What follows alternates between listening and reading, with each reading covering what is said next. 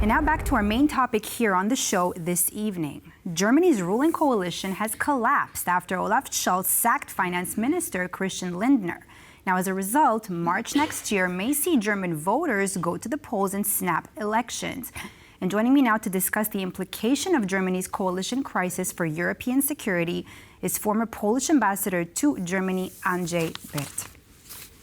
Good evening. Good evening, Mr. Byrt. Thank you so much for being with us here on TVP World this evening. So let's begin with exactly what happened. Now, what does this collapse of Germany's ruling coalition indicate about the stability of German politics at this time, and particularly what does this mean for Poland and for our region here? As a matter of fact, the collapse of the German government coincides with two very important for Germany anniversaries. 75 years of the establishment of the Federal Republic of Germany, the idea of the United States, by the way, after the Second World War, and the then already first signs of potential aggression of the Soviet Union on the democratic Western Europe. And second point, 35 years of the collapse of the GDR. So, and the step which followed, which was a reunification of Germany. So at that particular date, the German government had to surrender, and now probably we are waiting for a decision for a vote of confidence, which probably, according to the Chancellor of today, Mr. Scholz, should take place after the new year, although the opposition, CDU and CSU, Christian Democrats, would like to see this happen practically next week. Now there is a situation rather tense, and still today's ruling Chancellor Scholz would like to find a support from CDU in order to survive the remaining 3 weeks till the new year and the potential vote then. Sir, I mean, you were the ambassador there. What do you predict will unfold? Well, I think after probably the new year. Now we are in a very difficult position, which was, as a matter of fact, one of the major problem and major cause of the collapse of the government, which is a huge deficit, the budgetary deficit, right. Nearly 30 billion euro, plus the attitude being taken by the major ruling party, which are Social Democrats of Olaf Scholz, who wanted to take credits on the world markets. And since Germany is indebted, and they already in 2011 have accepted a special financial, I wouldn't call it trick, but nonetheless mechanism to block possible overburdening of the German finances by stopping in critical situation the possibility of taking credits on the world financial market. Therefore, finance minister and the leader of the Free Democrats, the Liberal Party, said, no, I do not agree with that, and therefore they have to face different ways of filling up or preparing the budget for the next year, 2025. So you think that these economic policy shifts are highly likely? That's it. That'll be necessary anyway. There is also a critical situation from the point of view of the Free Democrats, the German liberals who withdrew from the government because they were not keen to accept the increase of indebtedness of Germany in order to finance also the supplies of munition plus artillery for Ukrainians. That was actually my next question to you, that how is this going to affect Germany's support for Ukraine, both in terms of military support and economic support? Well, today's government, which as a matter of fact is not three-party government, but two-party government, Greens and Social Democrats, both parties which have remained, are still in favor of supporting Ukraine, and they will do so. But then, if there is a vote of confidence, will not produce positive results for the ruling two parties as of today, so the president will have to announce new elections, and nobody knows who will be reigning. Probably today's opposition, which is Christian Democrats. But what will be their attitudes? They are in favor of continuing support for Ukraine. And what about Germany's financial commitments to NATO? Is that going to be affected with this entire Well, it's crisis? a matter of fact, as you know, that was the case of Mr. Trump during his previous term. He was to a certain way attacking Germany, saying that Germany has a major, for very many dozens of years in Europe, major, so to say, support for transatlantic military union, NATO, was not fulfilling this target of devoting 2% of GDP for armament. And therefore, he pushed Olaf Scholz to increase it. And this year, Germany have reached the level of 2% of their GDP, although everybody knows that as of today, this percentage devoted for support of Ukraine should be higher. In Poland, it's nearly 4.5%. And we are increasing nearly to 5%. And if you look in Russia, it's 6% of their GDP, which is devoted for production of ammunition, different war material, and they are working in a war-like mood, 3 shifts per day, non-stop working in the military complex factories. NATO countries so far haven't done so, and therefore we are, as a matter of fact, not 100% prepared for the amount of aid, military aid, which is needed to effectively support Ukraine in its fight against Russians. Sir, what really led Olaf Scholz to really sack this finance minister? And what's going to happen in the fiscal policy? What should we expect when the new finance minister takes over?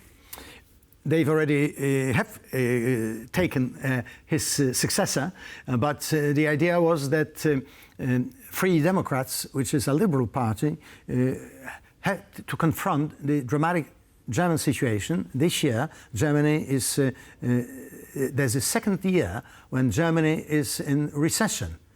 And therefore, with recession, and it's not entirely realized revenues from taxes, German liberals and its chief, who was finance minister, said we have to relax our industry, give them more freedom to act. We should stop over-regulating our industry. We should not support different social causes which are devouring quite a big amount of money, whereas we need to give freedom to our entrepreneurs in order to make them more competitive vis-à-vis our major partners, like the American industries in plural, but also to be a good defender of the interests of Germany, but also of Europe, against Chinese, who are now so to say, filling the gaps of different industries in Europe with their exports. But as a matter of fact, the volume of trade between China and Germany has slowed down, and as a result, Poland now for 7-8 months is replacing China on her place number 4 so far as the larger exporter of products to Germany, and as also a market for German products sent abroad. Sir, how is the German public perceiving this this crisis of what's going on? Well, it has to take into account and hope that the German parties will find a kind of a compromise. Probably they won't find it, and therefore probably the Prime Minister, President of Germany, will have to announce the new elections later next year. Official terms for election is September 2025, but it can show that freer elections will be necessary. Could it lead the German public to kind of be split in public opinion on defense spending, on European security, and where it's no? As far as spending on security is concerned, I don't think in Germany now there are strong enough political forces who could stop it so far. But we know that there are at least 2 extreme parties. One is the famous Alternative für Deutschland, Alternative for Germany, which is a right-wing party, which is against supply of the Ukraine with the ammunition plus war material from Germany. And there is also extreme leftist party, Bündnis von Sarah Wagenknecht, the lady who worked with Party Die Linke, left, and now she created that new party, and she managed to get her parliamentaries into the Bundestag,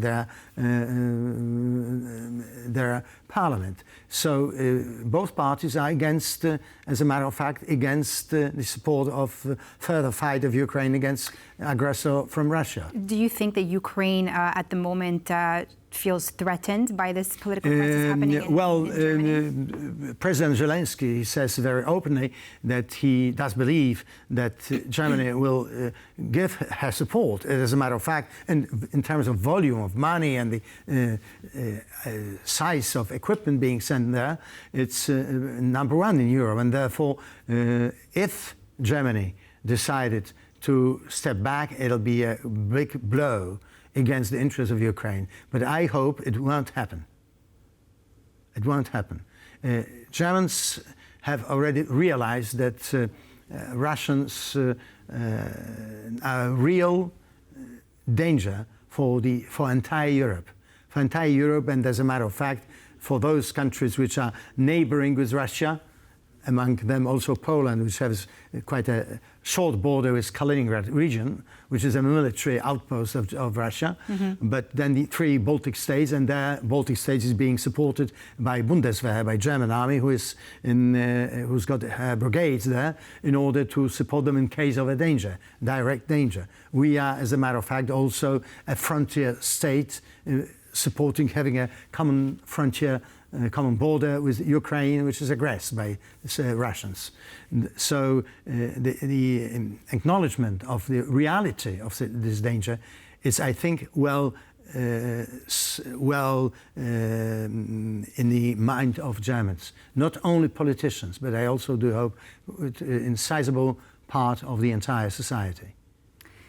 So with the confidence vote in January potentially triggering these snap elections, what are the risks or maybe opportunities for Germany's foreign policy stance now, particularly in its relations with Russia and Ukraine? Well, with Russia, that was always a certain problem with Germany.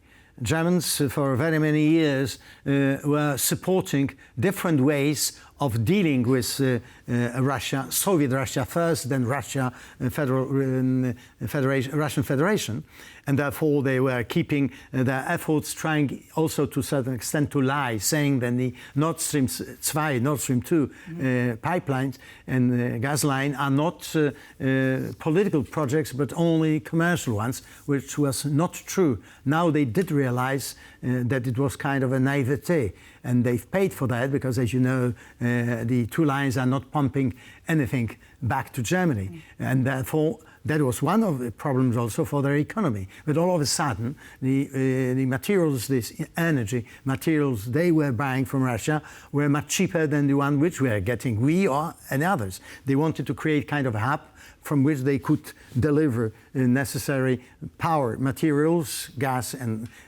oil. But now it's not longer possible, and therefore they now feel also the fact that their privileged position from the past is not further to be maintained, and therefore they have to face normal cost of the world market of supply of energy. Also liquid gas from the United States is more costly than the one they were obtaining from Russia, and thus they've prepared themselves already, but nonetheless the impact of this much more costly energy sources, energy gas fuels are reflected in the increased prices, and this creates, of course, big dissatisfaction among normal citizens who simply have to pay more. Very interesting how the situation will unfold if what happens at these snap elections and Germany. Well, nobody knows who will win. The likelihood is that there'll be these Christian Democrats, which are a very solid party, the party which, as a matter of fact, after the Second World War and after the creation of the Federal Republic of Germany in 1941, had most governments that were in the hands of Christian Democrats. They are well experienced, and also now, as of today, there are plans for future changes in the economy go in the direction of more more liberalization, to give an impetus for to more skills and more openness and I would say effectiveness of action in order to be ready to compete with American economy, which is now living through a big boom, as a matter of fact, but also to be not defenseless against the big commercial trade attack on Europe by Chinese. Thank you so much, Mr. Andrzej Byrt, former ambassador to Germany, for being with us here on World News Tonight. Thank you very much. And that's all for this edition of World News Tonight here on TVP World. I'm Diana Skaya. Thanks for watching.